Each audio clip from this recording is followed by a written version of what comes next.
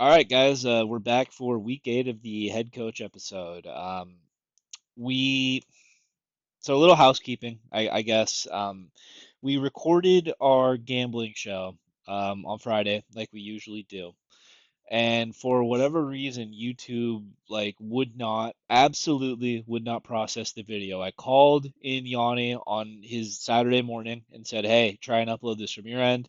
I probably tried to re-upload this video 4 or 5 times. It just would not go up. But it's a really cool episode. You guys will see why. So what I'm gonna do is try and get it up on Friday morning is what I'm gonna try and do. So stay tuned for that. And there's also a chance the YouTube thing is still broken and no one sees this. So I'm here with Yanni. What's up, dude? What's up, buddy? I did not spend $35 a fab on Eddie Pinheiro this week, like you. So, That's good. You probably you had a better week than I did for ball knowing. It's dude, good. dude, it was crazy, man. He did that, and I was like, why did you do that? And he's like, well, I think he's the kicker one on the year. I'll get out the question of the day for the audience early. Is there such a thing as a kicker one or a kicker advantage in fantasy? I'm of the opinion that there is not. I'm of the opinion that the just minimum requirements for a kicker are you're accurate, you have a leg past 50, and you're on an offense that's not broken. And as far as after that, it just is luck. But who knows, man? Eddie Pinheiro, I think he's averaging like 14 points a week over the past month. So maybe, Dude, maybe it was worth he's the fab dump there. he's like a back end RB1 right now. He's like a back end. He's scoring like the RB 10 or 11 from your kicker spot. Those points count all the same. Um, Yeah, and on that roster where like my wide receiver 5 is JMO, my running back 5 is Algier, my running back 4 is ETN, my running back 3 is Scadaboo, running back 2 Hampton, running back 1 Gibbs. I have Lamar, I have Kraft at tight end who are both past their buys. Like I had nothing to spend fab on. So if I can go and lock up a weekly advantage, dude, I really thought someone was going to spend on him. Like I'll be totally honest with you, I thought he was going to go for $25 to $30 fab. That's why I spent 36 because to me, he is a positional advantage that on a weekly basis is very often the equivalent between like a quarterback 1 through 5 and a quarterback 10 through 15, or a running back 1 versus a running back 2 or 3. Like to me, that's a real advantage. I don't know. Maybe I'm stupid. Like I'm willing to look like a moron by the end of the, I sent you the clip, the Alex Jones clip, right? With a word that you can't use on YouTube in it. Maybe that's me. But I don't have anything to spend. I really don't have anything to spend fab on that roster. And that to me is a weekly positional advantage. He is the highest scoring kicker per game in the NFL right now in fantasy. And the Niners have the most, they're a top 5 team in yards gained, and they're bottom 3 in red zone efficiency. So That they right score, there, I think, is like if you think that's sticky, then yes, that could create a kicker they advantage, get to the right? red zone. They get to the red zone at a top 3 rate, and then they score touchdowns at a bottom 3 rate. And then Pinero's hitting them from anywhere inside 60. They're rolling them out there. They're putting them out there at 59, at 55, at 58. Um, and they have a dog shit schedule rest of the season, and their playoff schedule is extremely, extremely loose. They have like the Titans, Chicago. I forget what the third team is. I think I don't remember. Yeah. So yes, I did spend that. We will revisit if that was a big mistake. It probably all doesn't matter, and we'll discuss it later in the episode. If Lamar goes down for the year because they're out of the playoff race, none of what I did matters anyway. But fuck it, I took a chance. I Eh, took a chance, and we will see. I'm just happy we got out of the Moody situation, honestly, as a Niners fan. Yes, sir. Night and day. Yes. All right, let's get the show on the road. Buys for this week. This is like the first week of the buy apocalypse. It's Yep. this week and next week are really bad for buys. So teams on buy: Arizona Cardinals, Jimmy and the Rams, the Jacksonville Jaguars. Glad we don't have to cover Travis Hunter this week. Seattle Seahawks, the Las Vegas Raiders, and the Detroit Lions. And let's start with the Thursday night game. I'll go first. We got the Vikings going into SoFi to play the reeling Chargers. The Vikings have an implied team total of 20.5 points here, and the Chargers have an implied team total of 24 points. For the Vikings, we're starting Justin Jefferson, we're starting Jordan Addison, and Jordan Mason. And I think Jordan Mason is a smash start this week if Aaron Jones doesn't go. But if he does go, I'll just call him a start. We're going to sit Carson Wentz, the giant leprechaun, and Aaron Jones. Then we're going to tricky decision TJ Hawkinson. Then for the Chargers, this year's air raid offense in the NFL, we're going to start Justin Herbert, Kamani Vidal, Lad McConkey, Keenan Allen, Oronde Gadsden. I hope I said his name correctly. And we're going to continue to be stubborn about this. Quentin Johnston is our tricky decision. So let's start with the Vikings first, I guess. So I think the number one topic for this team that you kind of have to discuss is who is playing quarterback for the week of games, right? Um, JJ McCarthy, it sounds like he's not gonna go, but I would expect him back next week. So I think this is probably the last hurrah for Wentz, unless JJ sucks like really bad when he comes back, and then they go back to Wentz again. But I think for now, tentatively, Carson Wentz, while he is not a great NFL quarterback, he missed Justin Jefferson on a bunch of passes last week against the Eagles. He still is doing enough to kind of support JJ and Addison, so we're going to start him here full confidence against a defense that has been getting fucked up. Like, just absolutely destroyed over the past month. I don't know what's really happened with Jesse Minter and his unit, but this has turned into a plus matchup for your fantasy guys. Jordan Mason, same idea here, like over like this past month sample size that I'm talking about, the Chargers have gotten absolutely dominated on the ground. It was who was it? It was Cam Scattaboo. The first AJ, week of this run was Cam Scattaboo. Then it was Bill destroyed them, and then A A Chain, Chain destroyed them, and and then then John. Jonathan Taylor just destroyed them. So I don't know what's happening with this Chargers defense, but I think that when you see that your fantasy running back is playing your team, you got to try and force them in your lineup if you can. Jordan Mason, we still kind of preferred that side for the rushing aspect, anyways. I think that if Aaron Jones comes back, they're probably going to be slow, kind of getting him back into the offense. They're not going to overload him with touches, so great Jordan Mason spot here. Carson Wentz, he's just not very good at football. He turns the ball over all the time. Like, I mean, he's getting passing yards, but I think you'd have to be desperate. I would look elsewhere.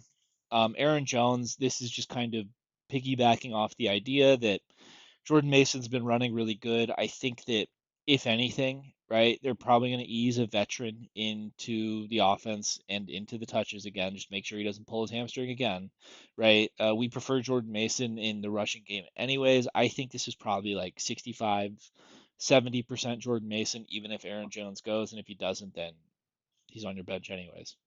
Then TJ Hawkinson, tricky decision. He's been getting some targets like over the past couple weeks with Carson Wentz in the game. So like he's getting you some points. It's just like he was drafted anywhere in like the seventh, eighth round, right? He was like that middle range tight end that people were picking. He hasn't really returned the value yet. Really, like I feel like the Vikings, other than Jordan Addison, like the key guys we were drafting just have not been scoring the touchdowns so far. A lot of that has to do with the weirdness of the quarterback position. I think Hawkinson's a much better football player than he's a fantasy asset at this point. You could still start him because the tight end position is rough and he presents some sort of floor, but I wouldn't be gung ho about it, right? Like if you just picked up Gadsden off of waivers, I would fire up Gadsden instead. Like I understand that's more risky, but the floor is higher, or I guess the ceiling is higher, right? If Harold Fannon's sitting out there, I'd start Harold Fannin instead this week. Those are the types of calls I think you should make with Hawkinson. Don't roll out like I don't know, Colston Loveland or something over Hawkinson this week. For the Chargers, I think that we are entering a territory, right? Until the defense starts playing better and until like they start getting players back, right? Whether or not that's Omari and Hampton, Joe Alt, etc., right? This Chargers team is just a drop back and pass air raid team that honestly the play calling, and it's shocking to me that a Greg Roman team is coming out like this, but they remind me of like the Seahawks last year with Ryan Grubb where like Gino would throw like 50 times a game. That's what the Chargers are effectively doing here with a much better quarterback and much better wide receivers out wide. And it's just kind of like who gets it on any given week, right? So Justin Herbert, we're gonna start him here. Jalen Hurts just fucked up the Vikings. Pass defense, he threw for like over 300 on him. Both the wide receivers popped off. We like the spot here. Kamani Vidal, he's effectively taken over the Chargers rush game. How much that's worth, how much the Chargers are going to run, I'm not super sure, but I think like at goal line, he has the touchdown equity. It's really him instead of Hassan Haskins, and running back is also a harder position to get points from, so I think he's a totally viable flex. Loud and Keenan, same idea. Like it's the big three with those two and QJ. Like I don't know, man. It feels like throw them into a blender every week. Like I feel like who gets the targets, who is the most productive. Like it just varies so much on a week to week basis. Like last week, Keenan popped off. I think he had like 11 targets, 120, and like a touchdown or something. Lad had like 15 targets, I want to say. QJ had like a terrible game where he like had a bunch of really bad drops and only had like 5 or 6 targets. I feel like you just start them all, right? If you can. If you think the Chargers are going to throw and have offensive success, we think that Ladd and Keenan are the preferred starts because they're just better players. I think that QJ and QJ is more of a tricky decision because he is boom or bust, and you don't know if he's going to exactly do something with targets he does get. I think Gadsden is the last one. I mean, he was the hot waiver ad this week. I spent $21 in one league to get him on Fab. There was another league I tried to get him in where I had Mason Taylor, and I was thinking, okay, like this roster is like a tight end away from being the not even close team one in the league. There was 5 other people that put in claims on Gadsden, so he is the hot topic this week. I feel like in a spread out offense like the Chargers have, he's gonna be, I guess, a high variance player, right? Like I don't think that he's going to give you a like super consistent floor, but what he showed you last week is he has blow up potential, right? Which is hard to find from the tight end position. He runs really nice routes when he gets open with the ball in his hands. He's really good after the catch. Herbert is trusting him, looking his way. I think he's had at least 8 targets the last 2 weeks. So if we think the Chargers are an air raid team, the tight end position is hard to get points from, and we just saw a 26 burger from this guy, and he's getting consistent targets over a 2 week sample size. I think it's good enough to start in this spot. Um, what do you think, man? Who do you think wins this game? First of all, nothing to add really, except Joe Alt looks like he is playing. He said on Twitter he's coming back this week, so Ooh, that's good. huge. That should make a big difference, man. He's one of the best tackles in the sport. I think the Chargers win, just because Carson Wentz is such a mess. Um, all you know, I would be shocked, man, if they go on a huge losing skid or whatever. I think they're too well coached. They're too good of a team, top to bottom. Very curious to see, like, if the Eagles break out in the passing game. Like if Flores comes out and looks really good tomorrow, if Flores and the Vikings defense looks really good tomorrow, that makes me we have to totally recalibrate what we think of the Eagles passing game after their showing last week. So it's kind of interesting. I'm more interested for like narrative wise. The game itself, like I'm just kind of bummed that both these teams aren't at full strength because this could have been like an amazing matchup, you know. And I don't know. I think we're kind of getting the diet version of it. Yeah, the Vikings, it almost feels like a lost season with like what they're Yeah. getting Oh, out of the quarterback position, man. Unless JJ comes back and it like is significantly better than the player he was before he left, it feels like the Vikings are toast.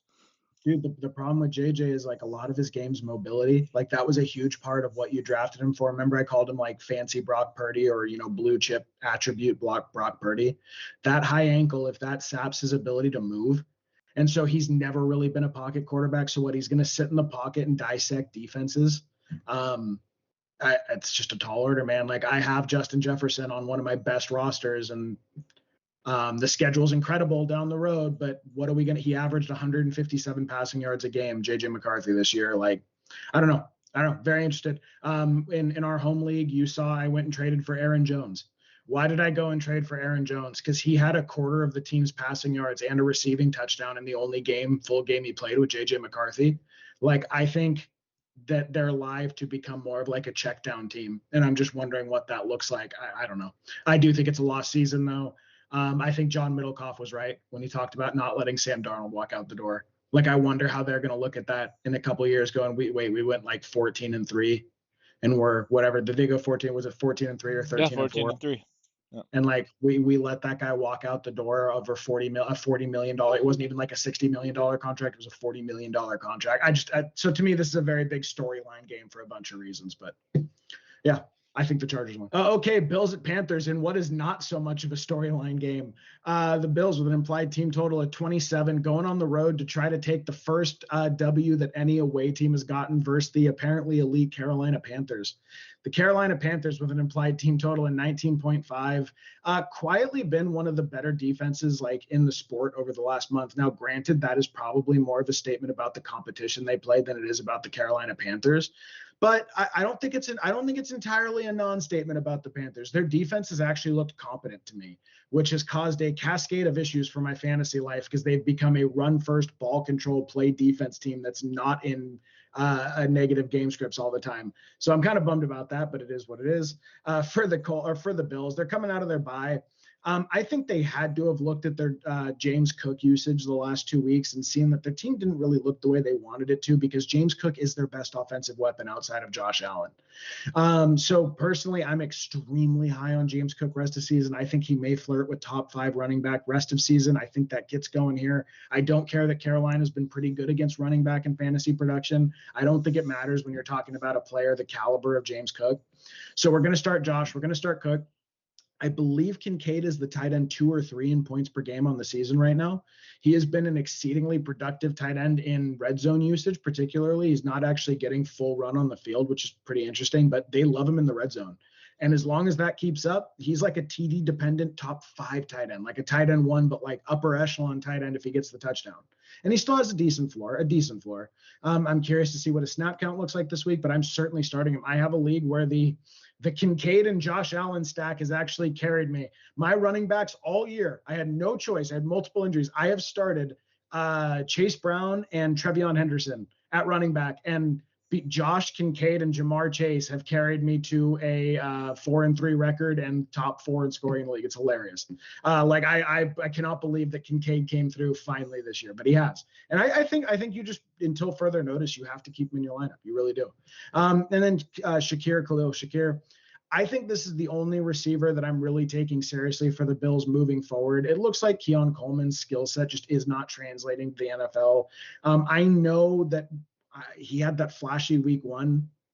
I don't think it's replicatable. It was off a weird tip pass in the end zone and these jump balls. And Keon Coleman's just not someone I'm going to be interested in until further notice. So he's a sit. I would roll Shakir though, especially with Coleman getting the horn matchup on the outside. For the Panthers, I'm a little bit worried. Like Andy Dalton, when he came in for Bryce Young last week, he could not move behind the Panthers' dog shit O-line. Their O-line cannot pass block very effectively, and Dalton can't really move much. He's really old. He's like a typical below average backup in the NFL. And I'm a little bit concerned that if he can't move behind an O-line that can't protect, the passing game is going to kind of collapse and the offense is going to kind of collapse. So we'll see what happens this week. I still think Tet's a starter because he's going to have a really good game script. His volume has dropped the last 2 weeks, but he's seen sauce in coverage. And the Panthers have been running the ball at a ridiculous clip. I don't expect them to be getting 200 passing yards a game moving forward. I think they've had 200, like 160 or 170 the last 3 weeks. Like, I don't know if that's going to hold. Maybe not maybe it's like more like 140, 150, but I don't know if that's necessarily going to hold rest of season. But while it does, and if Andy Dalton can't move, Tet might be in a little trouble this week, but I'm still going to start him. I think the volume will be there. I think the game script will be there. I think he's live to see 8 or 10 targets, and Andy Dalton will air the ball out. For everything he will or won't do, he will air the ball out. Some of us in here that may have had some heavy Deontay Johnson bags will remember the 2 to 3 week period where Deontay Johnson was like a wide receiver 1 out of nowhere. He went from being dead in the water to a wide receiver 1 to cutting on like 6 teams and then out of the NFL. It was a wild ride. So yeah, that's all we've got. Pretty straightforward. Chuba and Dowdle, I guess that's controversial as a start this week. Me and Ted maybe disagreed about that a little bit. To me, it's just this is such a soft rush defense in the Bills. They really have gotten run all over by multiple different teams, by multiple different running backs. And the Panthers are more than willing to come out and pound the rock 40 times a game if they have to. So I think that's going to happen here again. I think we're going to see really high Dowdle and Chuba usage. And if they fall behind, I expect we'll see dump offs to each one. They're just switching off drive by drive. Their starts in the sense that I think they're both flex-worthy plays. In most weeks, I don't think they would make it to your RB2 spot necessarily. But this week with all the buys, I think it's perfectly fine if you have to plug them in. I have a league with Kyron Williams and Omarion Hampton, and my running backs this week will be Kamani Vidal and Rico Dowdle. So I that's going to be where some people are at this year. It's been hellacious for injuries. We're in the middle of the buy Mageddon. It just is what it is for now. Yeah, I agree. I guess I kind of see the flow of this game a little bit differently just because of like how I view these teams, right? I know the Panthers right now they're top 10 in defensive yards allowed, which is crazy to say. I think that's largely like kind of fake. I don't really buy this defense whatsoever, right? So the way I look at this game is I think the Bills just kind of bring out the bulldozer here, coming off a two-game losing streak, right? Kind of bully my Panthers. And I feel like Chuba and Rico might just get scripted out of this one, right? Like I think worst case scenario is the Bills get up, I don't know, 14, 17 points. The Panthers are already trying to split work with Chuba and Rico, and they just can't really give them enough touches, right, to be startable. I know the theory of the matchup's good. The Panthers are undefeated at home. Maybe I'm selling my second team short here, but that's just how I see it. And it might maybe a high passing volume game, but like it's like okay, it's Andy Dalton instead of Bryce Young. Is that a downgrade? I don't even know. Jalen Coker was a part-time player in his first week back. I think he'll slowly get eased in, and like guys like Jimmy Horn won't be as involved. Tet, I like as long as like the quarterback is decent. I just don't know what Dalton's gonna do. So I have my worries about Carolina in this one, but I have to agree with like the theory of the defensive matchup and that sort of thing. What I'm saying is mostly game script. Now, I know you're going to stay away from it for betting, but if the line stays at 7.5, so you're not getting the hook, would you bet the Bills in this one at 7.5? Yeah, I'd probably take the wrong side of the hook on that. Okay. Obviously, is being in the gambling hole that I'm in, I will have to do a serious review here. Serious review. I'm gonna be studying that board, let me tell you. But yeah, I lean the Bills here covering that But number. would you say all in all, this is more of a stay away from you, or do you look at that and go, well, the 10 points against the Panthers for the Bills and kind of a must win almost, kind of? Um, do you think that's one you're going to look at all? Is what I'm curious Oh about. yeah, yeah, I'll definitely be looking at it. It's just that if there's other games that I prefer more, right? Like to me, I can't unsee like the Patriots dog walked the Panthers. The Patriots absolutely killed the Panthers. Yeah, John Middlecoff was gone on the Porta Potty Panthers 3 weeks ago, and I don't know. I don't think that they're going to get 200 rushing yards with exclusively yeah, Rico Dowdle here. So it's like, okay, like this is like the whole argument about the Rico Dowdle thing, right? Where they destroyed the Dolphins and the Cowboys on the ground. It's like, hey, this is more of a real team, I think. I know their defense is struggling, right? But the Bills just played like Bijan. Like that's yeah. leagues different than Rico and Chuba. All right, next one. This is going to be a toilet bowl, I guess, like by all accounts. The Jets are going into Cincinnati to play the Bengals. Joe Flacco and the Bengals, who, hey, last week was pretty nice. My Bengals bags finally had a little bit of value there. The Jets have an applied team total of 18 and a half points, and the Bengals have an applied team total of 25 points. For the Jets, this is important to keep an eye on, right? We're saying start Justin Fields. I know that he was just pulled halfway through the game last week in a very soft Well, matchup, and his coach was talking shit about him.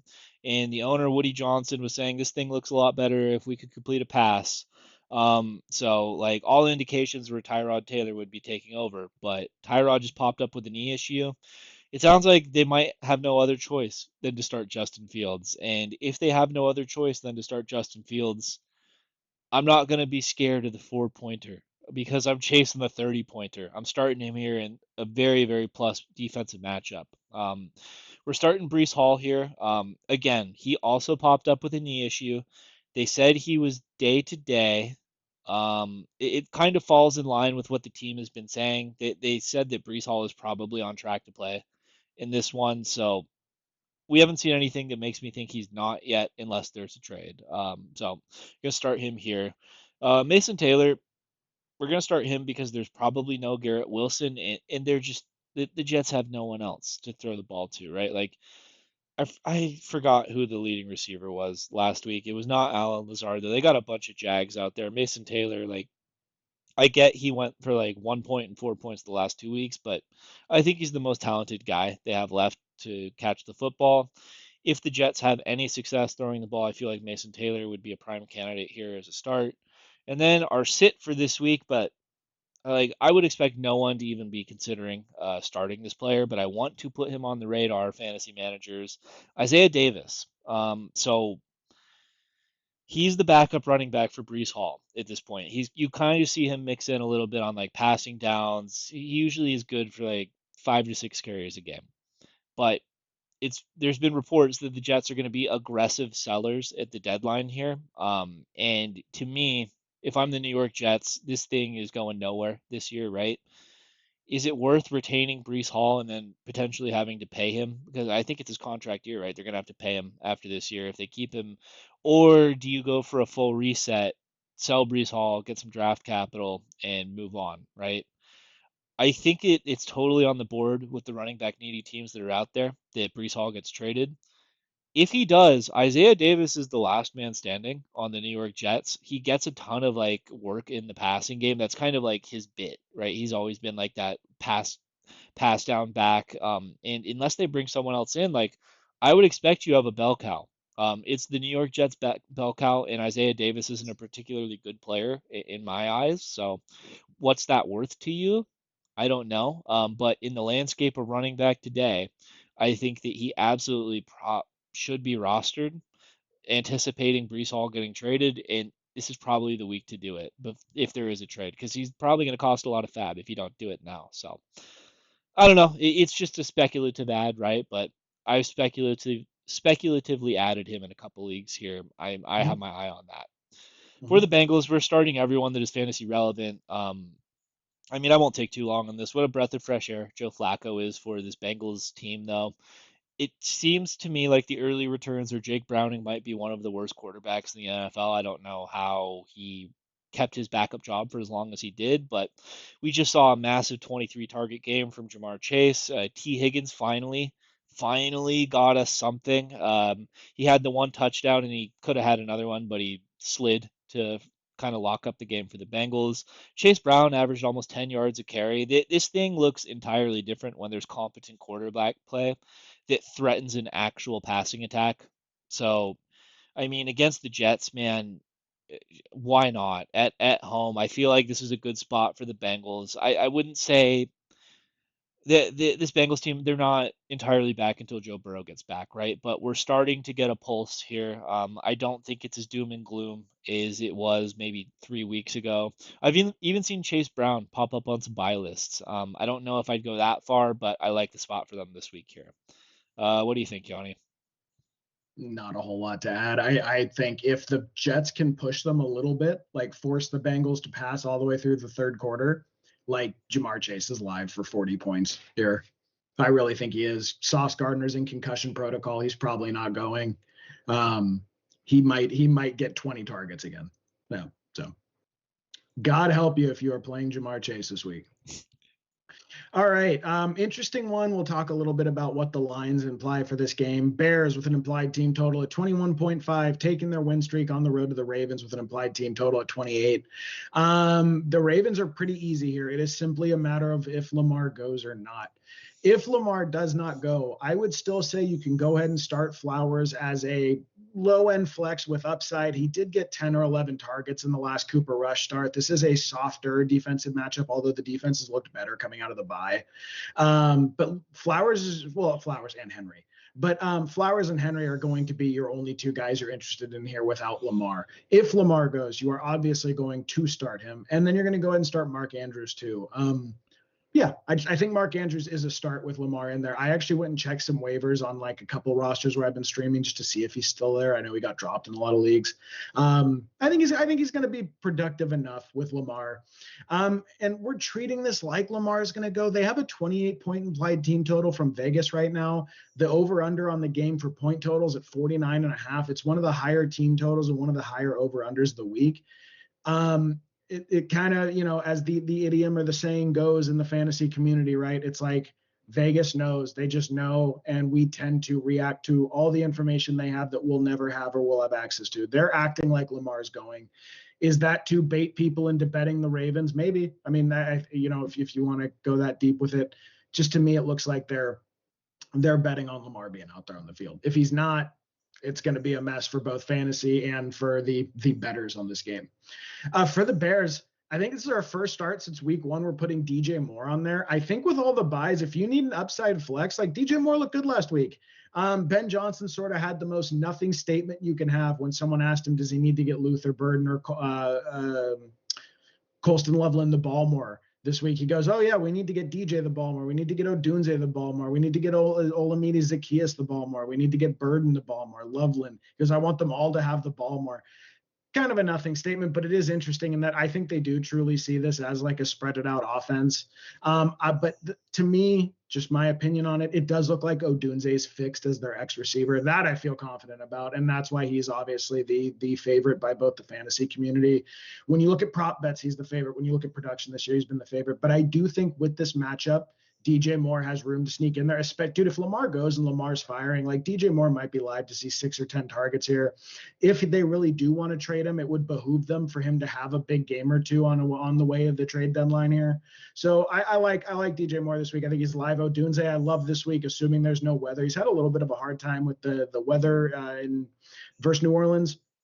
And then he had that weird call where a touchdown was called back. He should have had like 5 wide receiver 1 finishes this year, and then like a wide receiver 2 finish out of the 6 weeks he's played, or 7 weeks. I guess he would have had two non-wide receiver 1 finishes, 5 wide receiver 1 finishes, right? I'm getting my numbers mixed up. Whatever. He only had 1 or 2 down weeks, and one of those 2 down weeks, he had like a 30-yard touchdown called back. Odunze has been, for the most part, a tremendously productive fantasy asset. He's a must-start when he's in there. Swift, the old boy that me and Ted have had off and on. I think me and Ted each year for the last like 5 years have gone back and forth with, is Swift a must draft at his ADP or not? Ted was more in on him this year than I was. Ted traded for him in a league that we're in, and he has the highest scoring team in the league as a result of the crazy months Swift has had. Top 10 in both expected points per game and points per game. From the running back position, he's been playing tremendous football. He looks really good. The running game looks really healthy here. The offensive line looks really healthy here. It looks like Ben Johnson after the bye really instilled a lot of like what he wanted out of the team. And I think you have to be tremendously bullish. If you're an investor in Swift, if you're an investor just in the Bears at any facet of their game, I think you have to feel pretty good about it. I know Caleb Williams had a bad week last week. Again, that was mostly weird weather in my eyes, but also they were running the ball so well and Swift was so productive on the ground. So was Monangai. Why would you air it out? So I think you're starting Caleb this week too. I feel pretty good about it. If you did a really good job with quarterback, like I know Ted has a Caleb or Herbert roster. Yeah, you prefer someone like Herbert. But Caleb is absolutely in the back end quarterback 1 conversation, not in the quarterback 2 conversation for me this week. We're going to sit the tight ends. Loveland's usage has actually ticked up every week since the bye week. So to me, if you're really in a tight end needy situation and you can afford to stash him, like I'm not tight end needy on one roster. I have Kelsey, who I just don't think is going to hold up as the year goes on. And I've been holding Loveland on the bench there, kind of waiting and hoping it takes off. And that's kind of a position where you can wait because Kelsey's startable for now. I don't know. I'm sort of interested in what happens this week because his run blocking's looked really good. To me, he's doing the things that you need to do to see your way into a full-time role there. And I think that's going to be lucrative if it does happen. I don't know if it's going to happen or not. But for now, they're nothing more than Colston Loveland's nothing more than an upside stash. Komet isn't even an emergency starter. So you're sitting them both. We didn't put it on here because he's just not a fantasy viable asset yet. But Luther Burden III, someone who I'm stashing everywhere, just not getting the usage either. Not a relevant asset yet. Still love him to hold on your bench, but don't think about starting him. That would be alarming if you were. And then your sort of tricky decision. I have a couple rosters where I have 3 or 4 running backs on bye or injured. Like there's one where 2 of them where I have 4 running backs that are out. I am now rolling off the waivers Kyle Monangai in my RB2 spot twice this week. I'm not excited about it, but those were my choices. That's what happened when your entire running back room is down. That's what happens. And I actually think he's live to get some usage here. He actually almost split reps with Swift. He's looked really good, really, really good. Like I've enjoyed watching Monangai. I think he's live to fall in the end zone on one of these touchdowns. I think it's perfectly fine if you need an emergency RB2, but he's certainly not a weekly starter. It's not like that. But I think for an emergency play, he saw his highest usage and production of his career last week. It's fine. If you need to, you can take a look at him. Yeah, at least what I've heard across fantasy spheres over the past week is that Ben Johnson has his has his Jahmyr Gibbs and David Montgomery and DeAndre Swift and Kyle Monangai. Do I believe that deeply in that? No, I don't. I feel like the Bears have found themselves in games where they can run the football, and Swift, he's a fine player, right? That's the whole thing I've always said about him. Like he's fine. I was in on him this year because I knew he had the familiarity with Ben Johnson, right, from Detroit, and I was like, okay, well, it seems like it's clearly his job. I think Monangai absolutely is a must roster though. Swift popped up with a groin this week.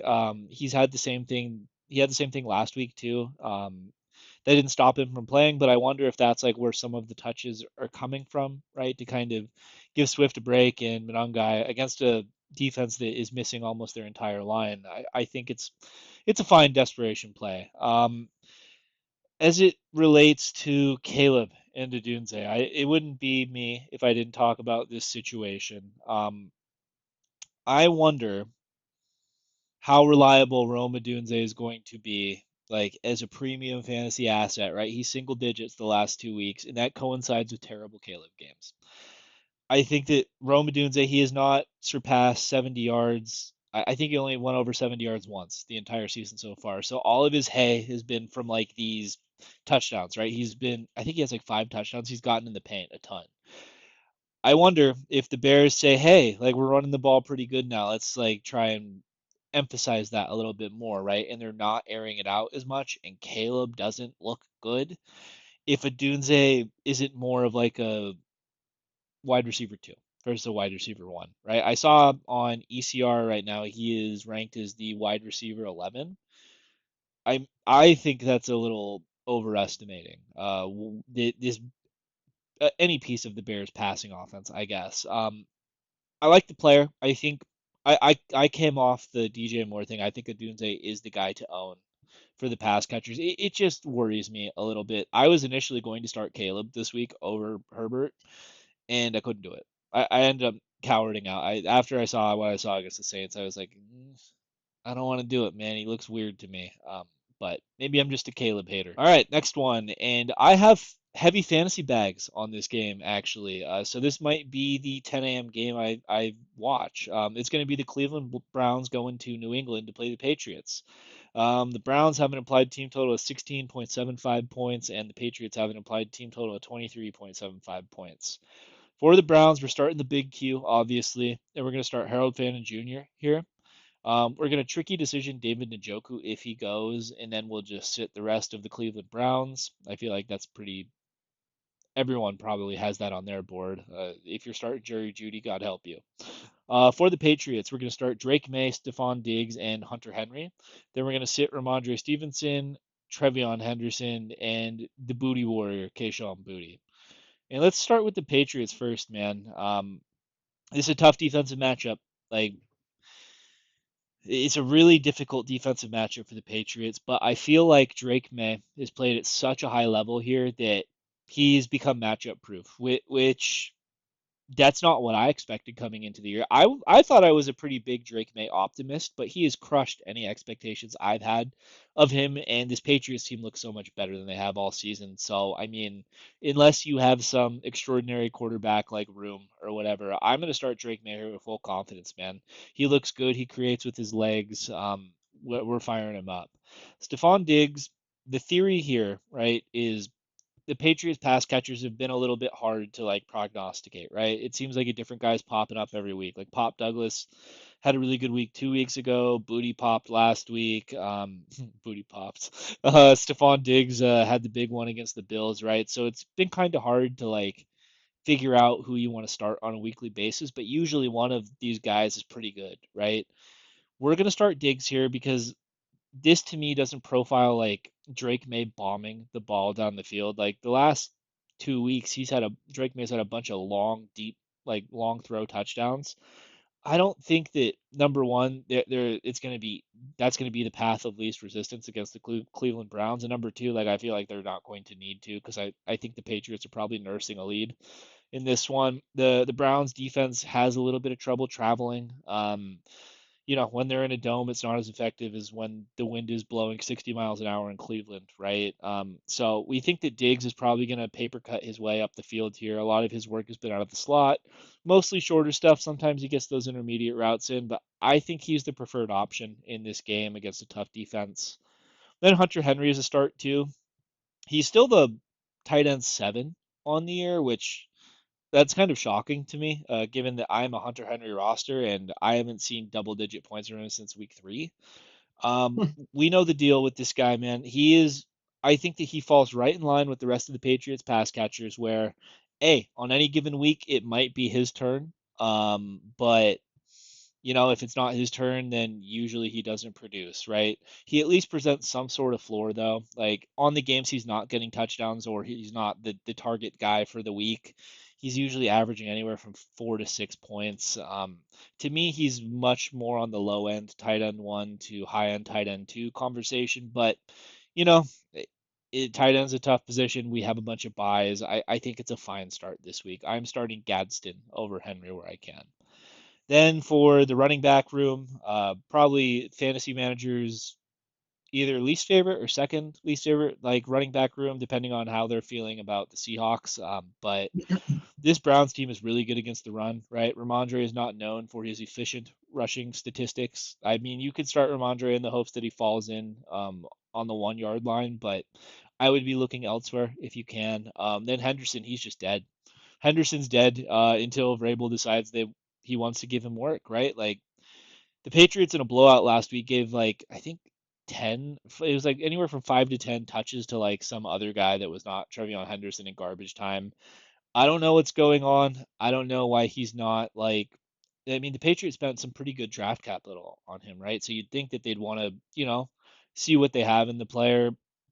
I don't know, man. But until the usage changes, I'm at the point with Henderson where I'm not dropping him, but until I see anything change, he will not touch my starting lineup. I am starting Nick Chubb in one league because I have to, instead of Trevion Henderson. So under no circumstances put him in your lineup here in this spot. And then Booty, same idea, right? We don't think it's the deep shot type of game plan. We think it's more paper cutty. Booty has kind of made his hay on like the deeper stuff. I just don't think it's the week for him. There will be other weeks where he pops, but we're not going to call this the one. What do you think, man? I don't think anything about it. Just probably not going to be the most eventful game. I think you did a good job though. You nailed it. And for the record, I dropped Jerry Jeudy in a league where I have like a bunch of injuries and I was going to flex him. I dropped him and I am opting to start Jalen Noel over Jerry Jeudy this week against the 49ers. I will take my fucking chances there that he's productive. So that's how out I am on Jerry Jeudy. I mean, significantly better player than Jalen Noel, but his quarterback, I don't think, can get him Yeah, the it's the ball. quarterback. So it's like, It's a quarterback. Okay, our San Francisco 49ers going to the Texans with an implied team total at 20, Texans with an implied team total at 21.5. I know this had flipped to the 49ers minus 1.5 at one point, which means some big money came in on the Texans. I thought that was sort of noteworthy. For the 49ers, we're going to be very quick about this. You're starting CMC and Kittle. You're starting CMC because he is the player that is most associated with wins this fantasy season. If you drafted CMC, you are most likely to have gotten a win because of him more so than any other player in fantasy football to this point, even Jonathan Taylor, which I thought was surprising. There's not a whole lot to say there, right? And then Kittle, I know he only ran like 28 routes or something like that last week. It was because they were pounding the shit out of the football, and they're probably going to do it again this week. I just think you have to start Kittle when he's out there. This isn't a defense you certainly would rather attack on the ground than through the air, but that does mean the play action should be opened up. Look, the bottom line with the 49ers is if they get the run game going like they did last week, then the Shanahan play action opens up. There is no player in the history of the NFL that is as efficient on a per target basis on play action than George Kittle. He is number one all time, period, off play action plays. So like, it's going to happen. It's going to be there. I've been trying to buy like fucking crazy on him this week whenever I can in any league I can. I know the 0 is really disappointing. Believe me, I needed it too. But yeah, you're going to start him every week. But then the rest of them, I'm not interested in. I'm not interested in starting Mac Jones against this killer defense. I'm not interested in starting Kendrick Bourne, who's probably going to get the Stingley matchup, or Jawan Jennings, who might get the Stingley matchup, or either one of them. It's just a really good. This is not JSN out there, who's probably at this point does not matter who's covering him, where or when, right? That is not the case for Kendrick Bourne and Jawan Jennings. Love the guys, great personalities, great dispositions, great run blockers, most importantly. I would not be starting anyone here outside of those two guys, and especially not Mac Jones.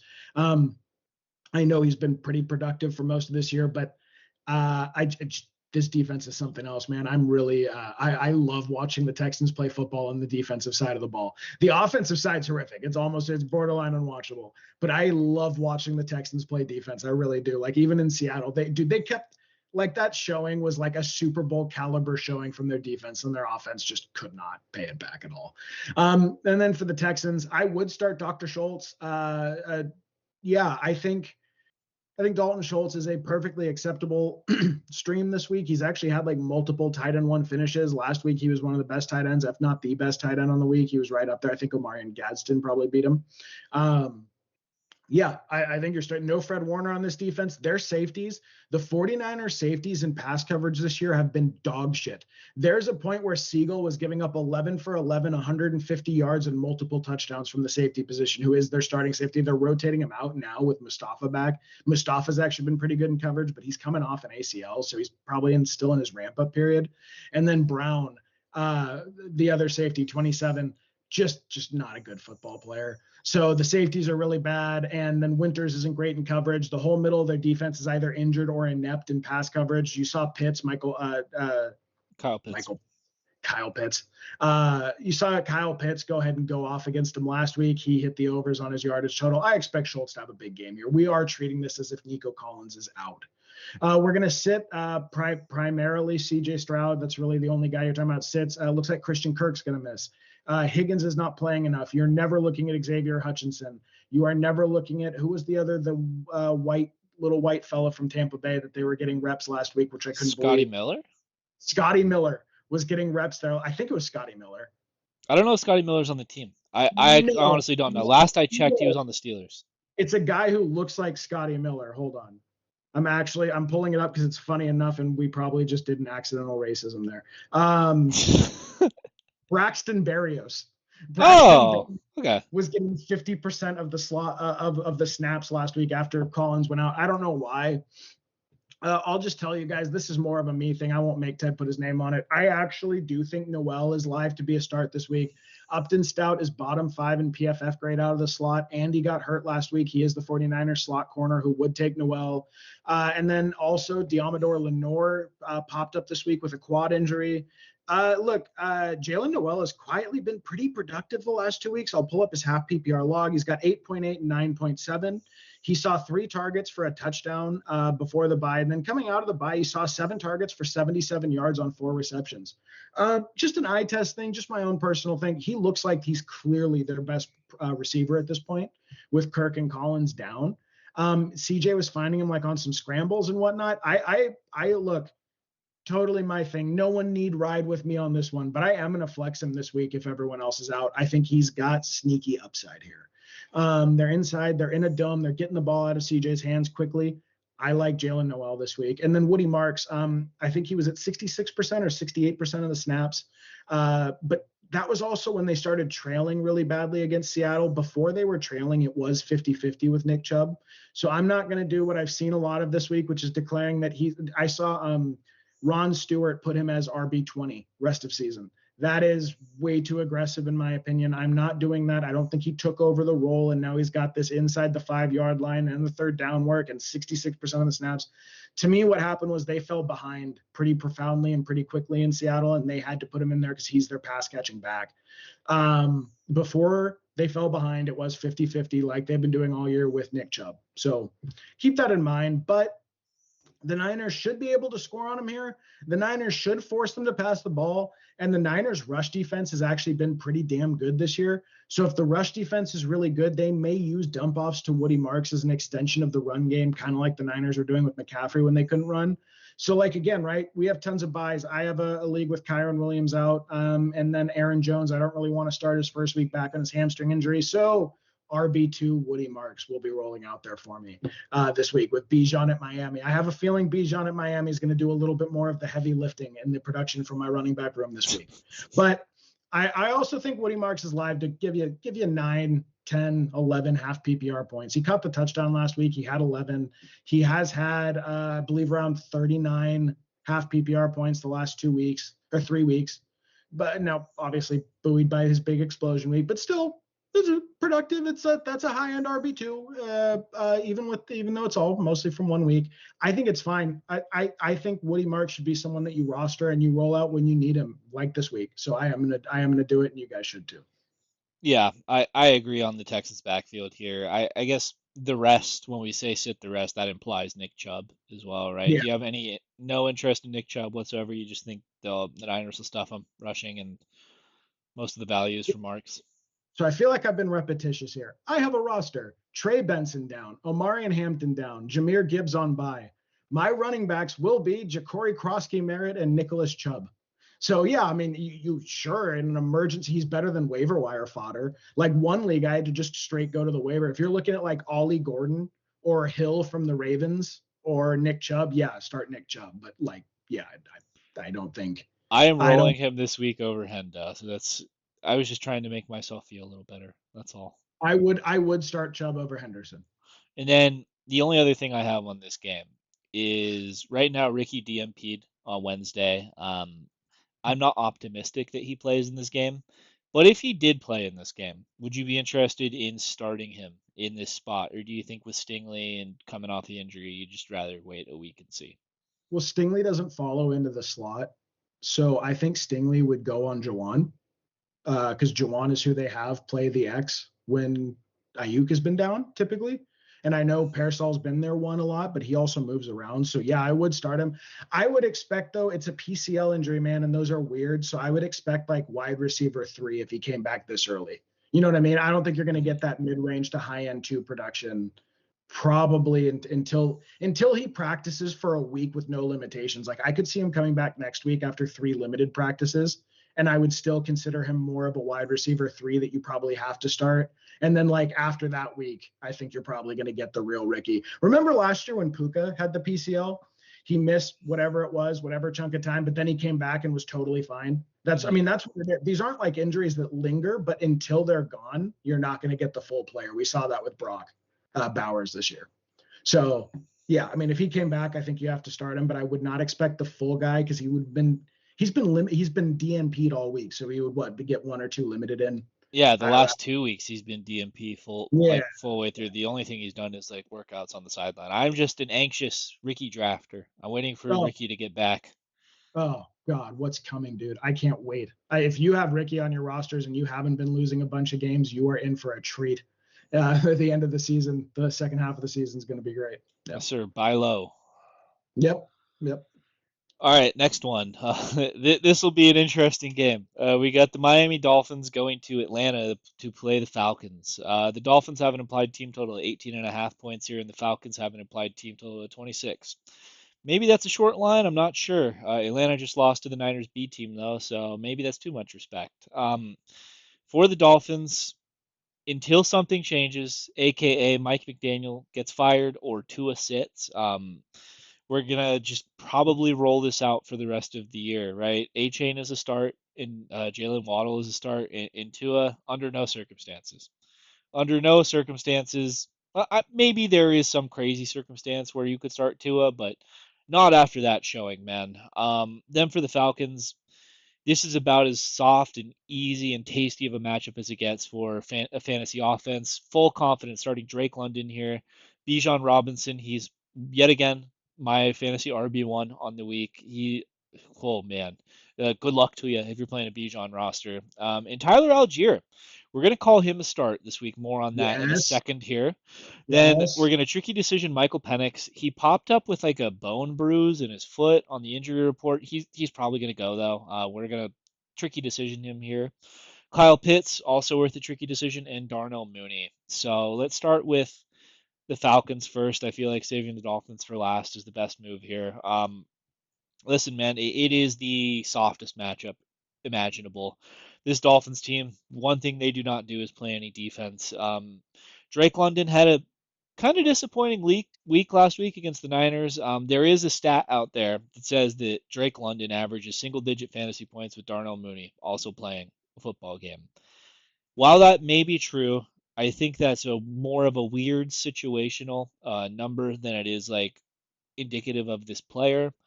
Listen, this is the Miami Dolphins secondary. If Drake London is the player that you drafted, you roll him out here with full confidence. No second guessing, no second thoughts about it. To me, I'm expecting to see a top five wide receiver week from him here. And I know for the Drake London drafters, that would feel good if you get it. Bijan, nothing needs to be said, man. This is the same Miami Dolphins defense that gave up 200 yards rushing to Rico Dowdle. Just gave up three touchdowns on the ground to the Big Q last week. This is by far the best running back they're playing all year. I feel like this might be like Madden. You know, when you set the sliders to like rookie on Madden, like I feel like that's what Bijan's about to do to these guys. He's about to snatch their soul. I really love the spot here. And then Tyler Algier. The reason he is going to be a start for us is he's kind of like he gets work on his own, right? But like especially in blowouts, like he works as like the Falcons' hammer to like finish games. Like when it's a multi-score game in the fourth quarter, that's where Tyler Algier comes out, and he's like a very nice running back on his own, right? So going up against the worst possible defense, or I guess the best possible matchup you could have, um, in terms of like a rushing defense, right?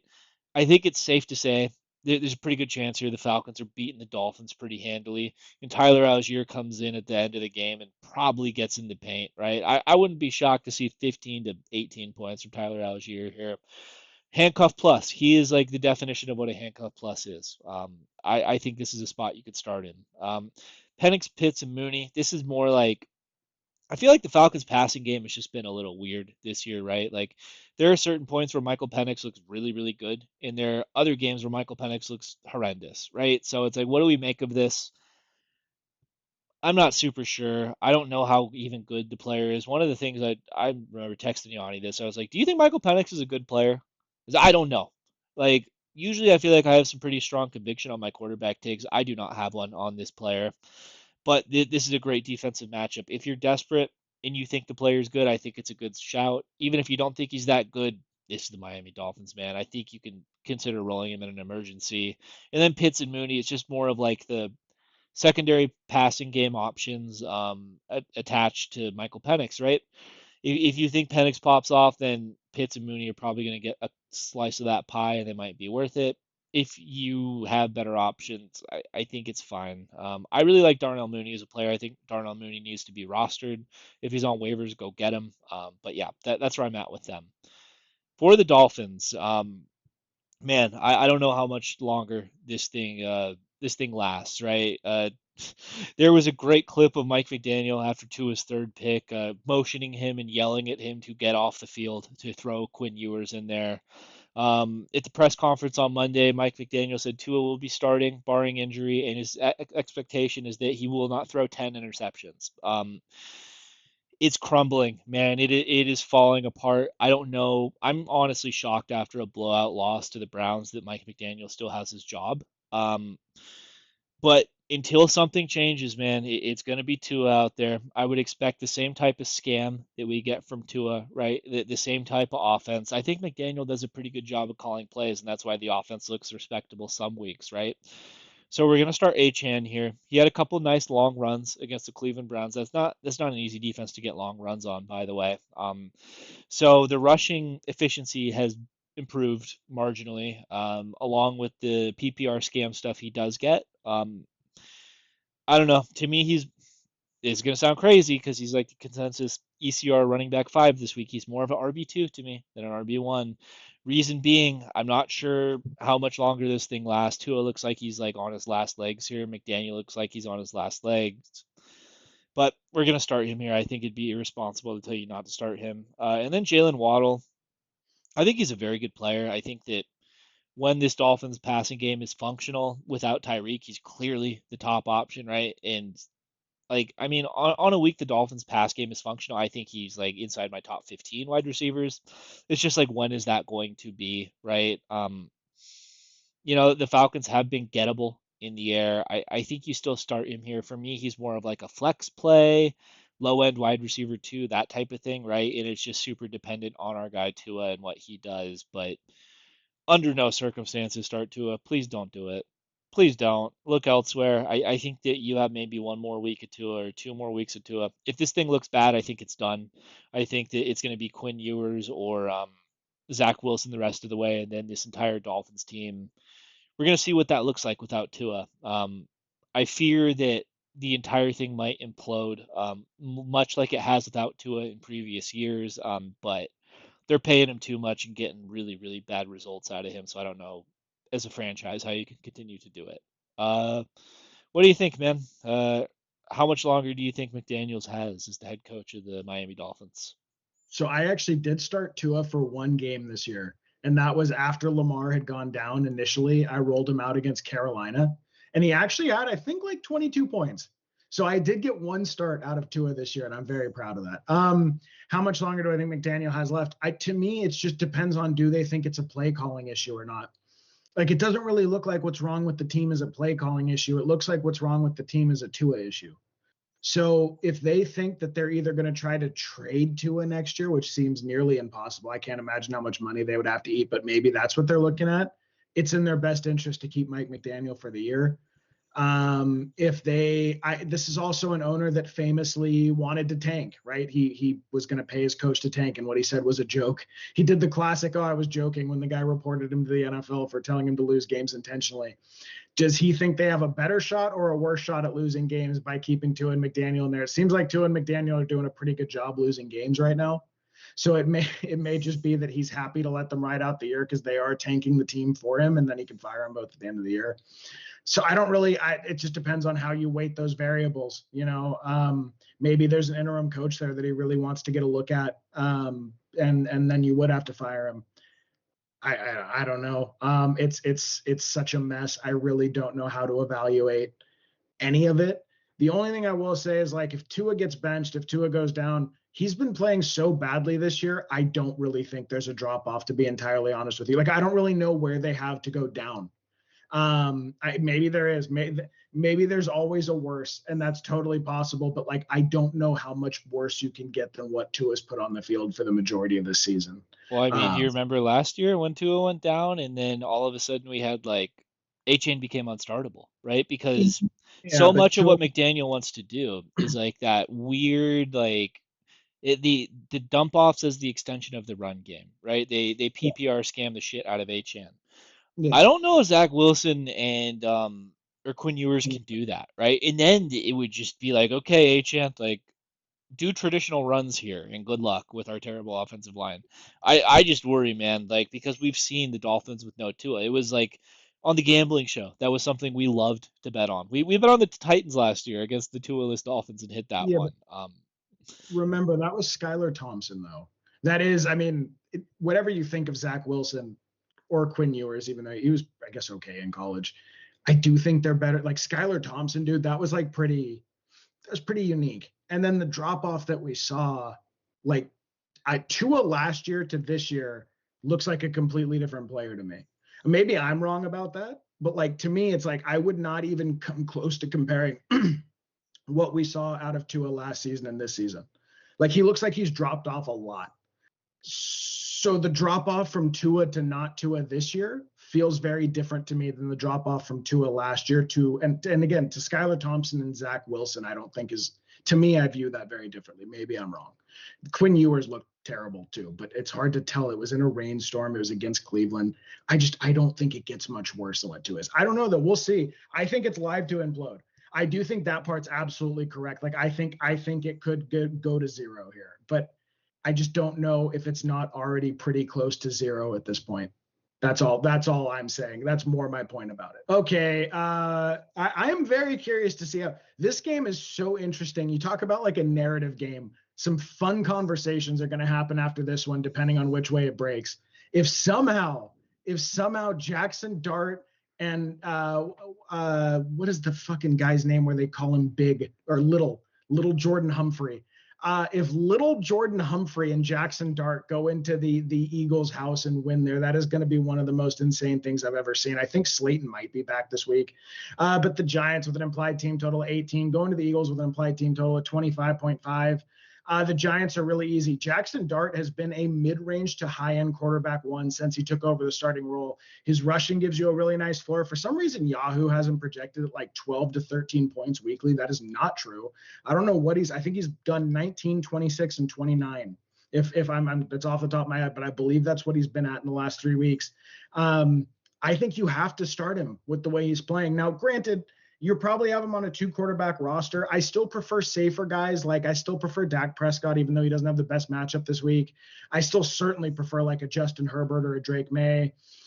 Dart versus Caleb is actually a pretty interesting conversation. I think I'd prefer Caleb because of the easier matchup, but it's close. We're What getting close about there. Dart versus Jordan Love? I actually have that decision to make this week. The Steelers have like let other quarterbacks do pretty well this year.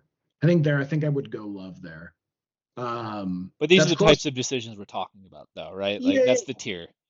yeah, that's very close. Like, because to me, Love is a high-end QB2 this week, and Dart is like they're like within a spot or two of each other. I would just have a really hard time sitting Dart right now, dude.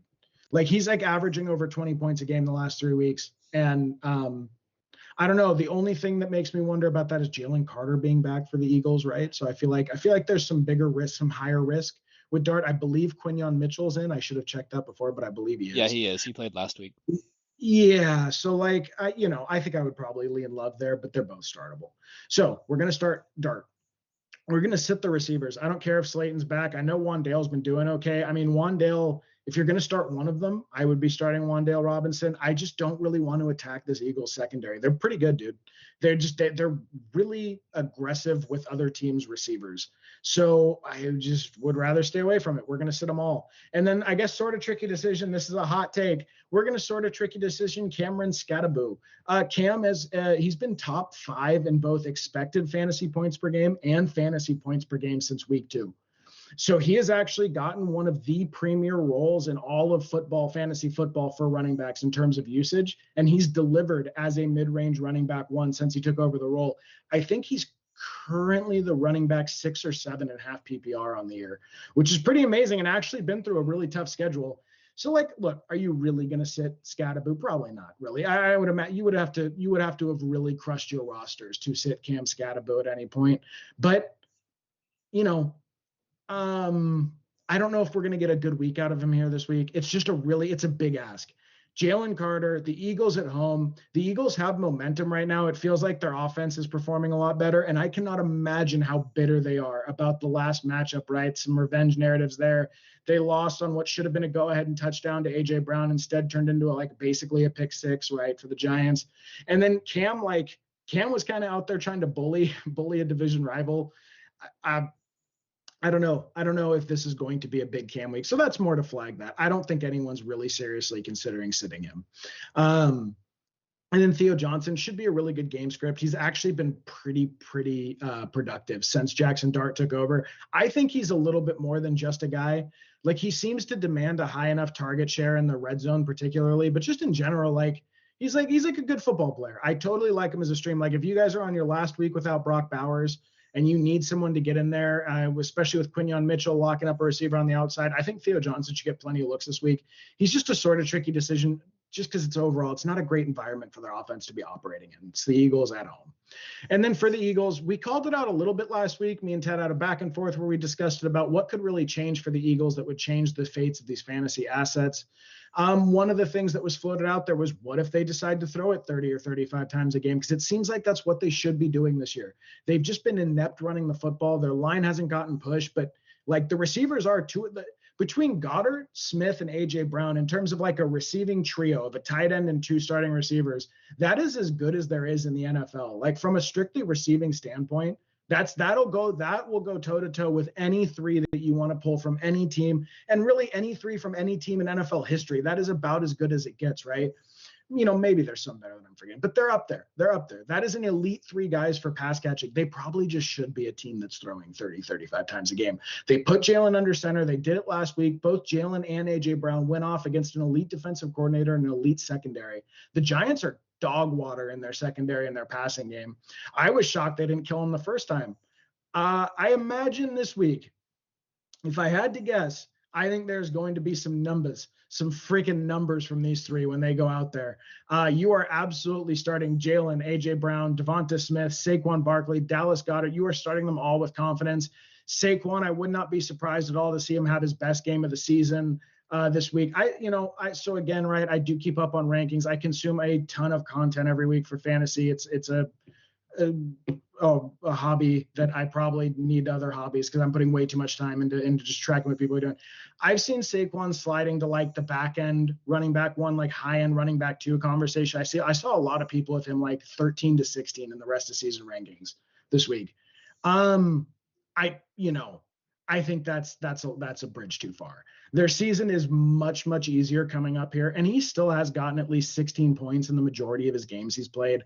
I know we're coming out of a tough stretch here. It's been really frustrating. I have a Saquon roster, and it's killing me because the rest of the roster is doing really well, and he's just not getting going. And I've been losing weeks because I have not had my first round pick producing. I know it's frustrating, but I think this is going to be his best week of the year. I think. It just seems like the offense. I think they found a thing they should be doing. They should be under center, airing the ball out. That'll open up the run game. You can work the play action from there, and that's what they're going to do moving forward, I think. I will. I keep checking with Ted week in and week out. I asked him in the Giants game if AJ Brown doesn't go off. That was 2 weeks ago. If he doesn't go off here, how panicked are we about AJ Brown? He said, I'm not panicked because he's a superhuman and regression will come, and regression looks like it's coming, right? So just good call, not panicking. He said this. I don't know if you said the same thing about Devonta Smith. I want to say you did, but you also are lower on him in general. But I'm curious for Saquon here. If Saquon comes out, if he has a 13-point performance or an 11-point performance here, maybe he gets the touchdown, maybe he doesn't, but say he's at 11, 12, 13, like a high-end RB2 performance, again against the Giants, and now he's sliding all the way back to like RB20 on the season or RB16 on the season. Are you at the point where you're willing to hit the panic button on him, or is it just, and when I say on him, I mean on him as a fantasy asset, not on him as a player. But like, do you think it's fair to wonder, does he hit an RB1 finish this season if he can't do it here against the Giants? Or is it still the numbers will come because he still has a really nice like back third of the season in the fantasy playoffs. He has a great schedule. So what do you think? It's tough to say, man. I mean, I've been sending out offers for Saquon. I've been doing it for weeks now. All of the Saquon managers that I know happen to be very stubborn though about their Saquon bags. I feel like I watched the game against the Vikings like in full, right? I had a pick on it in the gambling show, some fantasy relevant options for me, so that I was watching that one. To me, what it looked like, and I think that if you go back to last year, part of this rings true, right? And this is kind of the player that Saquon Barkley is. Saquon Barkley is much more so than anything else like a rip-off long gains type of guy, right? He's not the scatterboot archetype that's going to put his head down and get 3 to 4 yards at a time, right? He's like he hits the hole, he hits like that crazy top speed and he's gone, right? He maybe jukes a guy and gets a nice 15-yard game, 15-yard gain. What I think is happening with the Eagles, or has been happening, and is part of the reason they've been struggling so much, is they've tried to be this run first team, right? Teams are keying in, they're putting guys in the box to try and plug up those holes, stop the explosives from Saquon, right? And then it was getting Philly in these weird, like, 3rd and 9, 3rd and 10, obvious passing situations where that's just not the type of player Jalen is, right? I think that you're right in the sense that because the passing game is starting to go a little bit more, it's looking a little better. I actually saw some nice play calls from Kevin Patullo, boys. Like, I don't know, maybe he's not a complete jackass like the fantasy community was calling him. I think that once more pieces of this offense start to click, right? Once they keep getting guys back on the offensive line that are a little bit healthier, I think this thing is going to take off. I think that the arrow is only pointing up for the Eagles. I'm not worried about Saquon at all. Even if he does this week, I'm still trying to buy him aggressively. I think that he could be a league winner near the end of the year. I could just be the biggest Saquon Barkley homer. Like I drafted him last year and it was like a very fun experience for me. Let me just say that. But I don't know. I have a hard time panicking about any of these Eagles because I've seen what this team can do, right? They're all insane athletes. I can't help but think eventually this thing takes off here and wins you leagues. Has it been frustrating so far? Yes, absolutely. But I'm still 10 toes down believer in the offense, that it's not like this gross thing that we've seen the majority of the year so far. Is that enough? Is that enough Eagles talk? All right, next one. We got the Buccaneers going into New Orleans to play the Saints. The Bucks have an implied team total of 25.5 points, and the Saints have an implied team total of 21 points. Seems like a pretty short line. So Vegas is giving the Saints a little bit of respect here. For the Bucks, we're going to start Baker Mayfield. We're starting Emeka Egbuka. We're starting Cade Otton. I streamed him last week. That felt pretty good. And we're starting Rashad White. And then our tricky decision is going to be Tez Johnson. Then for the Saints, we're going to start Chris Olave, Rashid Shaheed, and tricky decisioning Alvin Kamara. So let's start with the Saints first. I feel like this is an easier conversation, right? Kendra Miller went down last week with a torn ACL. He's done for the year. So we are back to Alvin Kamara bell cow season. His efficiency has been down all year. He has not been getting a bunch of dump offs like he has in the past. But yeah, I feel like the usage is too good to not start here, right? Like to me, he's more of like a flex play or a low end RB2, but he's going to get the work here. This Bucks rush defense is very good, but I could see Kellen Moore trying to get him those dump offs on the outside, try and get him outside of the edge and use his speed that way. Is he completely washed? 4 weeks ago, I said like definitively he's not. Now I think it's on the board that he might be, but I don't know. Tricky decision though. A bell cow's hard to find in this economy.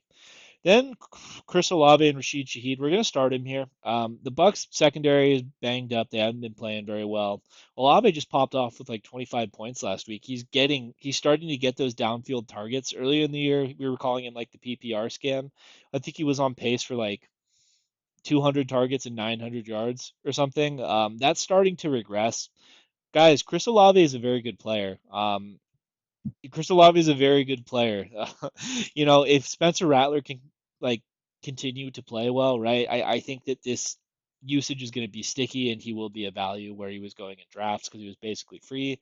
Then Rashid Shaheed, this is more so, hey, Spencer Rattler has shown that he's more willing to push the ball down the field. Rashid Shaheed eats on like those deep targets. I think that against the Bucks team here, I would expect the Saints to be down in this game. I would expect them to have to air the ball out a little bit because the Bucks have a pass funnel defense. I think you could do worse than Shaheed. He is definitely more of like a flex play to me, but I think he's noteworthy here. For the Bucks, this is kind of getting disappointing to me. Mike Evans just went down with the broken collarbone, right? So he's probably done for the year. That's the end of the 1,000 yard receiving streak. It sucks because it's one of the coolest streaks I think in the NFL that was active. He was tied with Jerry Rice for the most of all time. If he had gotten the 1,000 this year, he would have been the sole record holder. So you have him gone, and then Bucky has already been ruled out for this week, which honestly that shocks me. I have Bucky in my keeper league. Bucky was my keeper. I was targeting this week as when he would be back. I'm shocked that they ruled him out this early. So okay, so we are effectively the last wide receiver remaining is Emeka Egbuka because Chris Godwin has also been ruled out with his fibula, right? Or I guess out of the big three, Emeka's the last one. You have Rashad White filling in for Bucky, which I mean, Rashad White apparently we like him when he fills in, but we hate him if he's the starter for the team for the year. And then Cade Otton. Cade Otton does this shit where he just shows up when everyone else is injured or down, right? Cade Otton he shows up with like a classic five catch for 60-yard game. He I think he has like a 97% snap share. He takes more snaps than any tight end in the NFL, but he only gets catches when all of the weapons are injured or down. The weapons are injured and down. I feel like Cade Otton is like a low end one this week. Rashad White filling in for Bucky. It's a great defensive matchup. He gets the pass catching. He's looked pretty good on his own accord, right? So I think he's like a low end RB1 this week. I really do. It's probably the last week you get that out of him, but ride it while you still can. Baker and Ikbuka to me are elite plays this week. Baker, he popped up on the injury report with like a knee. I'm not that concerned about it. Baker's tougher than a $2 stake. He'll be out there. And then Ikbuka, I'm shocked that he even played last week with a strained hamstring. Just goes to show you that he's young and he's a tough son of a bitch. I really like this spot. He had 12 targets last week and Baker just barely missed him on 2 touchdowns. I would expect Baker to have a much better game here. He had an off game against the Lions. That happens. But the vast majority of this year has shown us, hey, Baker will bomb it down the field accurately. And Emeka Egbuka, I think he's effectively with what's happened around him. He's probably a top 10 wide receiver the rest of the way for me. Then tricky decision, Tez Johnson. He had a really nice touchdown against the Lions. It looks like he is going to effectively be the other guy in two wide receiver sets. Sterling Shepard is exclusively out of the slot. His usage is just kind of like a lot of short stuff, right? He's getting like that Travis Hunter level usage out of the slot. So Tez Johnson, if you are desperate, right? I know it's the bye week from hell. You got a lot of injuries. I think you could do worse than Tez Johnson as an emergency flex here. This is just kind of like if Baker's good, if Baker's going to produce against a subpar Saints defense, then, I don't think Tez Johnson is the worst bet you can make. What do you think, man? Did I get everything? Yeah, and also no, dude, I mean, I think Egbuka's like closer to top 5 than he is 10 rest of season. Would you rather Um, have Emeka Egbuka or Justin Jefferson rest of season? oh, Egbuka, it's not close. Not close. Wow. Wow. No, Okay. no, like no, not close. Like I would not, dude. I wouldn't trade Devonte Adams for Justin Jefferson right now. I don't want exposure to that mess. I have him on a roster. It's extremely frustrating. His season his schedule is so nice rest of season.